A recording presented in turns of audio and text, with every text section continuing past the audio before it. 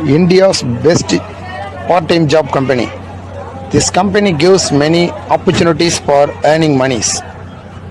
Skip பண்ணாதீங்க, பெரிய தப்பு. தினம் 300 ரூபாய் சம்பாதிக்க அரிய வாய்ப்பு. இன்ஸ்டாகிராம், Facebook பயன்படுத்த தெரிந்தால் போதும். Content post and content publishing மூலமா தினம் 300 ரூபாய் சம்பாதிக்கலாம். இந்த வேலை செய்ய 5 நிமிடம் போதும். Work training support, group communication support, all language customer live chat support, முக்கியமா சொந்தமா ஒரு பிசினஸ் ஸ்டார்ட் பண்ற அளவுக்கு உங்களால கற்றுக்கொள்ளவும் முடியும், சம்பாதிக்கவும் முடியும். இந்த வேலை வாய்ப்பு வழங்குவது 5 வருடத்திற்கு மேல ரன் ஆகிட்டு இருக்க நம்ம தமிழ்நாட்டு company school of business organisation private limited. மேலும் விவரங்களுக்கு டிஸ்கிரிப்ஷன்ல கொடுத்திருக்க நம்பருக்கு வாட்ஸ்அப் பண்ணுங்க. யூனிட் நம்பர் 1 எடுத்து பாருங்க, தனியா ஒரு டாபிக்கே இருக்கும். வினைச்சொல் சிலபஸ்ல கொடுத்திருப்போம். மொட்டையா வினைச்சொல் ஒரு இடத்துல இருக்கும். ஃபர்ஸ்ட் வினைச்சொல், இந்த வினைச்சொல் இதெல்லாம் வரும்னு தெரிஞ்சுங்க. வினைச்சொல் என்னெல்லாம் வரலாம்னா வினைமுற்று வரலாம், பெயரெச்ச வரும், வினையச்ச வரும், வேர்ச்சொல் இருக்கு பாத்தீங்களா, அதுமே வினைச்சொல் தான். வேர்ச்சொல் அதுமே வினைச்சொல் தான். இதெல்லாம் இதுல வந்துரும். வினைச்சொல் இதெல்லாம் உள்ளடக்கியதான் வினைச்சொல்லுங்க. வினைமுற்று, பெயரெச்சம், வினையச்சம், வேர்ச்சொல் இதெல்லாம் முடிஞ்சதா நம்ம வினைச்சொல். நம்ம சொல்ல 4 வகையா பிரிப்போம். 1 பெயர், 2 வினை, 3 உரி, சரி 3 இடை, 4 உரி. அப்ப இந்த வினைச்சொல்கள் இதெல்லாம் வருது. ஓகேங்களா? அப்ப உறங்கினான் பாருங்க, இது வினைமுற்று. உறங்கு இது வேர்ச்சொல். உறங்கிய பையன், உறங்கிய அப்படிங்கிற எச்ச பின்னாடி பாருங்க, பையன் அப்படின்னு பெயர்ச்சொல் கொண்டு முடியுதா? உறங்கிய பையன். அப்ப இது பெயரெச்சம். அப்ப பாருங்க, வினைமுற்று வந்துருச்சா, பெயரெச்சம் வந்துருச்சா, வேர்ச்சொல் வந்துருச்சா, அப்ப இதெல்லாம் வினைச்சொல் ஆயிருச்சா? இந்த உறங்குதல் பாருங்க, உறங்குதல் அப்படிங்கிறது என்ன அப்படின்னா, உறங்குதல் அப்படிங்கிற செயலை குறிக்கின்ற, உறங்குதல் என்ற செயலை குறிக்கின்ற பெயர்ச்சொல். சரிங்களா? பெயர்ச்சொல் வரும். உறங்குதல் அப்படிங்கிற செயலை குறிக்கின்ற பெயர்ச்சொல். சார் இங்கேயும் செயல், சில பேர் டவுட் வரும் சார், இங்கேயும் செயல் தான் சார் இருக்கு. இப்ப வினைனாலும் இங்கேயும் பாருங்க, இங்கேயும் உறங்கினான், இங்க என்ன செயல்? இங்கேயும் உறங்குதல் தான் செயல். உறங்கினான், இங்கேயும் உறங்குதல் தான் செயல். உறங்கு, இங்கேயும் உறங்குதல் தான் செயல். உறங்கிய பையன், இங்கேயும் உறங்குதல் தான் செயல். உறங்குதல் இங்கேயும் செயல் தான் சார் இருக்குது. அப்ப வினைச்சொல்லாவே செயல் தானே, செயலை குறித்தால் வினைச்சொல் தான் அப்படின்னா செயலை குறித்த வினைச்சொல் தான். அப்ப இங்க சார் வந்து உறங்குதல்ங்கிற செயலை குறிக்கின்ற பெயர்ச்சொல் வந்து அப்படின்னு சொல்றீங்க அப்படின்னா, நீங்க செயல் இருக்குது, உறங்குதல்ங்கிற செயல் இருக்குது. ஆனா இதுல எல்லாம் பாத்தீங்கன்னா, இந்த வினைமுற்று, இந்த வேர்ச்சொல், இந்த பெயரெச்சம் இதெல்லாம் பாத்தீங்கன்னா காலத்தை காட்டுது. உறங்கினான் இறந்த காலம், உறங்கு எதிர்காலம், உறங்கிய பையன் இறந்த காலம், இதெல்லாம் காலத்தை காட்டுது. ஆனா எது காலத்தை காட்டல? உறங்குதல் அது காலத்தை காட்டல. ஏன்னா தொழில் பெயர் காலம் காட்டாது. தொழில் பெயர் என்ன காட்டுதுங்க? காலம் காட்டாது.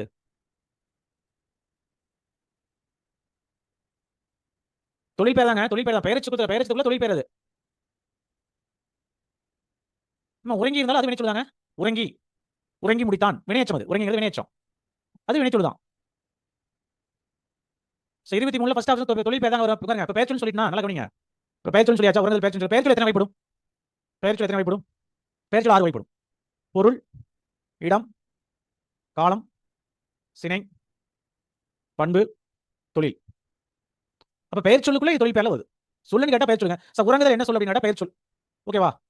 இப்ப இந்த 4 ஆப்ஷன் கொடுக்குறோம். உறங்குதல் எவகை சொல் அப்படின்னா பெயர்ச்சொல், வினைச்சொல், இடைச்சொல், உரிச்சொல் ஆப்ஷன் கொடுத்தா அங்க நீ ஆன்சர் என்ன எடுக்கணும்? பெயர்ச்சொல் எடுக்கணும். உறங்குதல் எவகை பெயர் அப்படின்னா தொழில் பெயர் எடுக்கணும். அவ்வளவுதான். தொழில் பெயர் தான். ஆனா சொல்லல என்ன சொல்லணும்னா பெயர்ச்சொல் வரும். அந்த பெயர்ச்சொல் 6 வகைப்படும். 6 வகையில் ஒன்று தான் என்னங்க? தொழில் பெயர். சரிங்களா? அப்ப ஃபர்ஸ்ட் வினைச்சொல், இதெல்லாம் வினைச்சொல் நல்லா தெரிஞ்சு வச்சுங்க. ஏன்னா நமக்கு தனி டாபிக்காவே இருக்குங்க. வினைச்சொல் சொல்லிட்டு தனி டாபிக்காவே இருக்கு. இதெல்லாம் வினைச்சொல், இதெல்லாம் பெயர்ச்சொல், இதெல்லாம் பெயர்ச்சொல். பொருள் பெயர் ஒன்று கொடுத்து வந்து சென்னை இடப்பெயர்ல வருது. அந்த சென்னைங்கிறது என்ன சொல்லுங்க கேட்டா நான் பெயர்ச்சொல்னு சொல்லணும். என்ன பெயர்னு கேட்டா இடப்பெயர் சொல்லணும். அவ்வளவுதான். அவன் பொன்னன், அவன் பொன்னன், அவன் அப்படிங்கிற ஆளுங்க செய்பவன். அவன் பாத்தீங்களா, மீண்டும் குறிப்பிட உள்ள ஒரு கேள்வி. அவன் அப்படின்னு செய்பவன், அவன் அப்படிங்கிறத பொன்னன் அப்படின்னு சொல்றோம். இப்ப குறிப்பால உணர்த்துறோம் பாருங்க. அவன் பொன்னன் காலம் காட்டுறதுனா காலம் காட்டல. அப்ப அவன் பொன்னன் அப்படிங்கிறது குறிப்பு வினைமுற்று. 6 வகை பெயர்ல வரும்னு சொன்னாங்களே, பொன்னன் அப்படிங்கிறது வகை பெயர். 6 வகை பெயர்ல பொன்னன் அப்படிங்கிறது ஒரு பெயர்.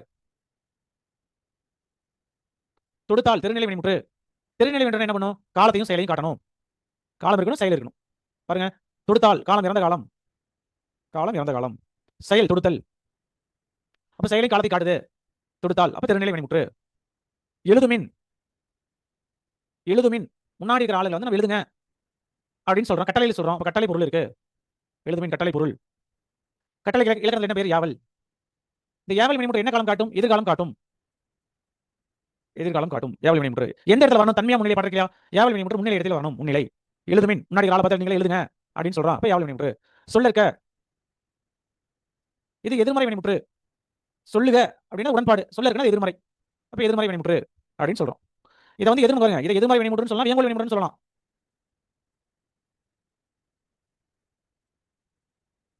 இந்த வியங்கோல் வினைமுற்று சொல்லுக சொல்ல இருக்க கா விகுதி வந்துருச்சா? சொல்ல இருக்க கா விகுதி வந்துருச்சா? அப்ப வியங்கோல் வினைமுற்று. இந்த வியங்கோல் வினைமுற்று என்ன பொருள்ல வந்திருக்குது அப்படின்னா, பொருள் அப்படின்னா எதிர்மறை. என்ன பொருள் இருக்குன்னா எதிர்மறை பொருள் இருக்கு.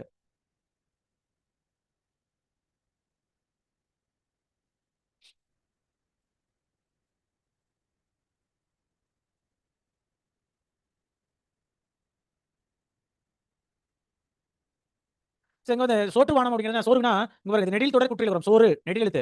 ஓகேவா? கடைசி சொல்ல குசுடுப்பு வந்திருக்குது. அப்ப நெடில் தொடர் குற்றியல் வரும்.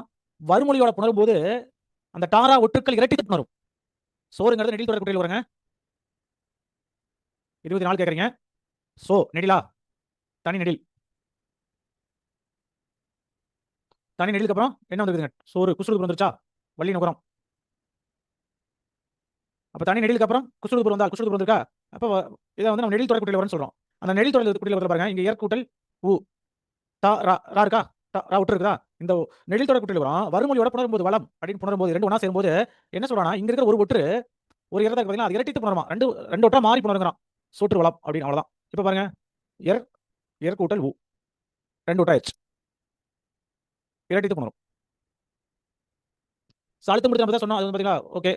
ஒருத்தாரை ஒன்றாக வையார். இதில் ஒருத்தார் என்பது இறந்த கால வினையாளனை பெயர். வினையை உணர்த்தாது கருத்தாவை உணர்த்தி முக்காலத்தையும் காட்டுவது வினையாளனை பெயர். நம்ம கூற்று சரி, சரியான விளக்கம். ஒருத்தார் ஒருத்தாரை இதான். என்னைக்குமே வினையால் அணையும் பெயர் அப்படின்னா நல்லா புரிஞ்சுக்கணும். நம்ம வினையை சொல்லக்கூடாது, அந்த வினையை செஞ்ச கருத்தாவை சொல்லணும், ஆளை சொல்லணும் அப்படின்னு சொல்றாங்க. நம்ம ஒருத்தாரை நீங்க ஒருத்தல் வினைவா சொல்றீங்க. இங்க வினை என்ன? ஒருத்தல் செயல். ஒருத்தல் தான் செயல், அது வினை. நம்ம இதை சொல்ல இந்த ஒருத்தல் வினை யாரு செஞ்சாங்களோ அவர் தான் ஒருத்தாரை ஆளை சொல்றோம். அப்ப வினையானது வினை செய்த ஆளை குறித்து வந்திருக்குது. அது எந்த காலத்துல வந்து பாருங்க. ஒருத்தாரை ஒன்றாக வையார். இது ஒருத்தார் என்பது இறந்த காலம். ஒருத்தார் முடிஞ்சு போச்சு. நீங்க ஒரு பாறை அப்படின்னு கொடுத்தா எதிர்காலம், ஒருக்கின்றாரை அப்படின்னு கொடுத்தா நிகழ்காலம். இது ஒருத்தாரை அப்படிங்கிறது இறந்த காலத்துல இருக்குது. கரெக்ட் தான். சரி, வினையை உணர்த்தாது அந்த இடத்துல ஒருத்தர் வினையை குறிக்கல. கருத்தாவை உணர்த்தி ஆமா ஒருத்தாரை யார் பொறுத்து கொண்டாரோ உணர்த்தி முக்காலத்தையும் காட்டுவது வினையாளனை பெயர். நம்ம முக்காலத்தில் பிறந்த இறந்த காலத்தை காட்டுது, அதனால இது வினையாளனை பெயர் சொல்றோம். அப்ப கூற்று காரணம் இரண்டும் சரி. வினையாளனை பெயர் மூவிடங்கள் முக்காலம் ஐம்பால்ல வரும். இப்ப முக்காலத்துல வந்துருக்கு. கரெக்ட் தான். கூற்று காரணம் ரெண்டும் சரி. மறைந்து மறைத்து, இதுக்கு வந்து பசி கண்ணை மறைத்தது, உணவு உண்டதால் பசி மறைந்தது. ரெண்டுமே சரி, படிச்சீங்கன்னா நல்லாவே தெரியும். இந்த மலரை பார் அந்த மலரை விட அழகாக உள்ளது. ஆகிய சுட்டெழுத்துக்கள் அந்த இந்த தெரிந்து சுட்டு திரிவு எனப்படும். ஆமா, ஆங்கிலத்து ஈங்களுக்கு இந்த வந்துருச்சு, ஆங்கிலத்து அந்த வந்துருச்சு. அப்ப சுட்டு திரிவு தான் கரெக்ட். கூட்டு சரி, காரணம் சரி. அணித்திருத்து அப்படின்னு சொல்றாங்க. அணித்திருத்து அப்படின்னா அருகில். இதோட பொருள் வந்து அருகில், அதுக்கு ஆப்போசிட் தொலைவில். மனை மனை மனைனா அமரும் பலகை, மனைனா இல்லம்.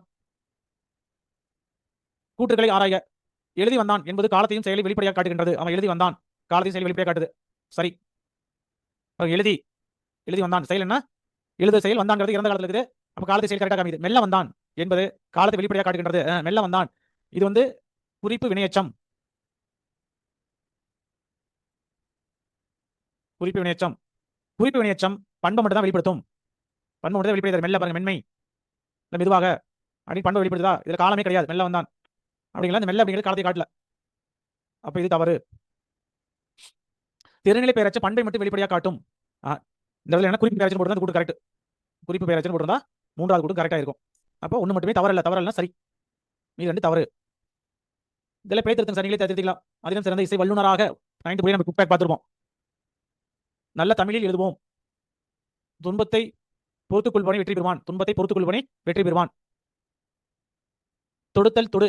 தொடுத்தல்னா அணிதல், தொடுதல்னா தீண்டுதல். வயலில் கொக்கு பார்ப்பும் முதலை பார்ப்பும் விளையாடின. இதை உங்களுக்கு வெளிக்கிழமை கொடுத்துருவோம் சார், நீங்க படிச்சுக்கலாம். அடுத்த டெஸ்ட் நீங்க வந்து கடைசியாக 4 ஃபுல் டெஸ்ட் நீங்க ரெடி ஆகிக்கலாம். ஓகேங்களா? இது எல்லாமே கொடுத்துரும், வந்துடும். ரெண்டுமே பார்ப்புன்னு சொல்றாரு. கொக்கையும் பார்ப்புன்னு சொல்லலாம், முதலையும் பார்ப்புன்னு சொல்லாங்க தொல்காப்பியர். சக்கரை பந்தில் தேன் பந்தில் இதெல்லாம் ஓகேங்க சார், மிக்க மகிழ்ச்சி. கொட்டம் அடித்தல். ஒரே கொட்டம் அடிக்கிறான்ப்பா, உங்க கொட்டம் தாங்க முடியும்னு சொல்லுவோம். யாரும் சின்ன பையனை பார்த்து ஒரே கொட்டம் அடிச்சு தெரியா அப்படின்னு பேச்சு தமிழ் சொல்லுவாங்க. கொட்டம் அடித்தல் மனம் போனபடி குறும்பு செய்தல். அவன் பாடி இஷ்டத்துக்கு செய்வான். போக்கிரி சாக்கிரி அப்படின்னா வந்து போக்கிரி சாக்கிரின்னு என்ன? கதையற்றவன் யாருமே இல்லாம போக்கிரி மாதிரி சுத்திட்டு இருக்கான் அப்படின்னு சொல்லுவாங்க. பேச்சு வழக்கில் அதான் போக்கிரி அப்படின்னா கதையற்றவன் யாரும் துணை கிடையாது. அந்த மாதிரி போக்கிரி சாக்கிரி அப்படின்னு சொல்றோம். சேற்றில் பிறந்த செந்தாமரை நமக்கு தெரியும். இடக்கடல் நமக்கு தெரியும். சொல்லத்தகாத சொல், இசகு பிசகு, முறைகேடு, இடைச்சுவர், இடையூறு, இரட்டர் மொழியில் தெரிய இருபல்படுதல், இடக்கு முடக்கு அப்படின்னா சங்கமம். இதெல்லாம் வந்து மரபு தொடர். இந்த புக்கை கூட உங்களுக்கு அப்படியே நாங்கள் பிடிஎஃப் கூட அனுப்பிச்சு விட்றேன் சார். அது எதை கொடுக்கறனே தெரியல. கொஞ்சம் நிறைய எடுத்துக்கிறோம், பார்க்கலாம்.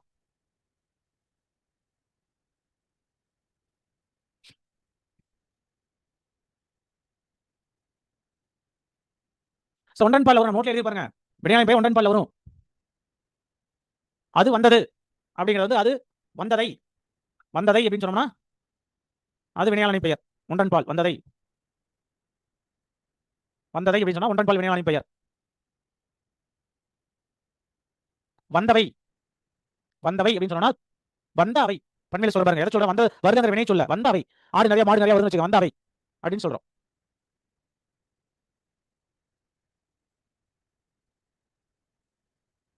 பொருந்தாத மரபு சொல்லுது ஓட்டை வாயன். அதுக்கு ஆன்சர் வந்து